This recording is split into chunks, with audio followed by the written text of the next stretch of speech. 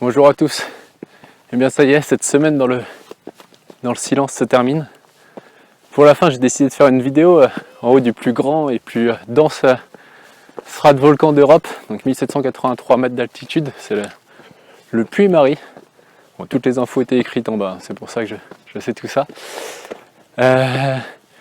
Une semaine unique et intéressante, dans le sens où toutes les réponses aux questions à laquelle on se pose remontent facilement et juste comme ça dans le silence.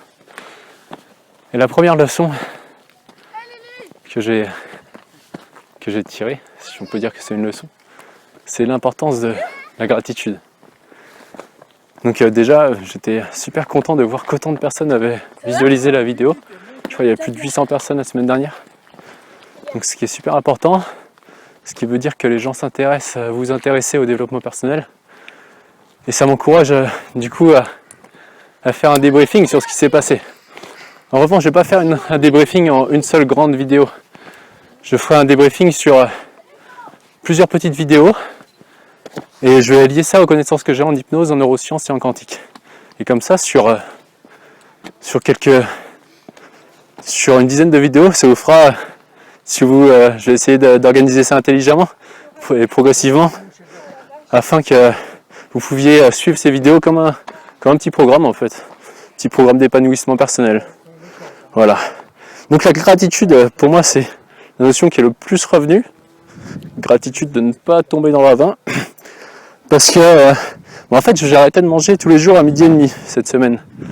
Et du coup, quand vous arrêtez de manger à 12h30 tous les jours, et à 20h, vous avez faim. À 22h, très faim, et à 23h, très faim. Enfin, au début, après on s'habitue. Et donc on pense à tous les gens qui ne peuvent pas se nourrir à leur faim, qui ressentent cette douleur dans le ventre, dans l'estomac tous les jours. Ensuite la gratitude parce qu'on peut dormir dans un lit, il y a plein de gens qui dorment sur les trottoirs tous les jours. Voilà, des gens qui sont à la rue. Et moi j'ai cette chance de dormir dans un lit et de manger à ma faim. Et ça c'est un hop là, l'œuf au jour. Alban, tu m'as dit de faire attention, hop là, voilà, comme ça. Et du coup, ça c'est vrai qu'on a tendance à se focaliser sur ce qui nous manque.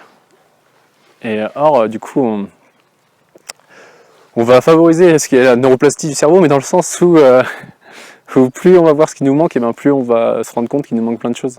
Et c'est une illusion. Alors que si on regarde ce qu'on a déjà, on va voir qu'on a encore plus de choses. Et ça, c'est magnifique. Voilà, et ça, cette neuroplastie, on peut aussi l'utiliser dans la préparation d'objectifs, d'où l'importance de contrôler ses pensées. Dans la préparation d'objectifs, dans le sens où tu es un peu déstabilisé par le téléphone derrière, dans le sens où si vous avez un objectif, mettez toutes vos pensées pour y arriver positivement. Visualisez l'objectif comme si vous l'aviez déjà atteint, comme si vous l'entendiez, comme si vous le sentiez, vous le ressentiez, le goûtiez. Voilà, c'est vraiment le cerveau, il ne fait pas la différence entre ce qui est réel et ce qui est construit.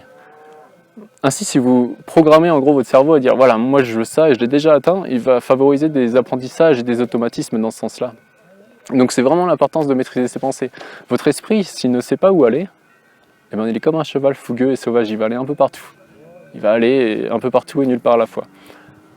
Alors que si il sait où aller, il va mettre toute son énergie vers ce chemin, et même des fois ça va être flexible, c'est pas forcément le premier chemin que vous avez visualisé, mais lui ce qu'il veut c'est aller à l'objectif. Et voilà. Donc ça c'est vraiment une grande leçon que j'ai tirée, c'est ça, la gratitude et la maîtrise de ses pensées. Après il y en a une vingtaine de leçons que je vais regrouper je pense en une dizaine. Et voilà, et apprendre à comment faire au mieux tous les jours pour atteindre son objectif, pour être épanoui et être heureux. Parce que pour moi en fait, si j'ai l'intention de rendre les gens plus heureux, c'est parce qu'une personne heureuse, elle va rendre heureuse plusieurs personnes autour d'elle. C'est le systémique. Et une personne malheureuse va déteindre aussi sur tous les autres. Et je pense que voilà, si on est de plus en plus à être heureux, le monde sera de plus en plus heureux. Voilà, donc pour moi la semaine s'achève, j'ai profité encore quelques jours. Ici du Cantal, qui est une magnifique région. Donc on a un beau pays, comme quoi des fois on va chercher à l'extérieur alors qu'on a tout à l'intérieur. Ah oui, j'ai pensé à une phrase du Dalai Lama qui dit que Il n'y a personne qui est né sous une mauvaise étoile. Il n'y a que des gens qui ne savent pas lire le ciel. Or, on n'apprend pas à lire le ciel. Donc ce que je propose en fait, c'est qu'ensemble, avec notre vécu, on apprenne à le décoder et à en tirer des leçons. Voilà, donc je me lance dans les prochaines vidéos, je vais prendre du temps. Il y aura une autre surprise aussi, que je vais faire sous une autre forme, je pense pour Noël. Voilà, sur toutes les leçons de cette semaine très riche de méditation. Et voilà, en attendant, prenez soin de vous, et, éclatez-vous, c'est important, faites-vous plaisir. Faites-vous plaisir à condition que la joie et le bonheur soient déjà bien construits, sinon c'est illusoire. On reviendra là-dessus. Donc voilà, et ciao, je vous embrasse tous, à bientôt.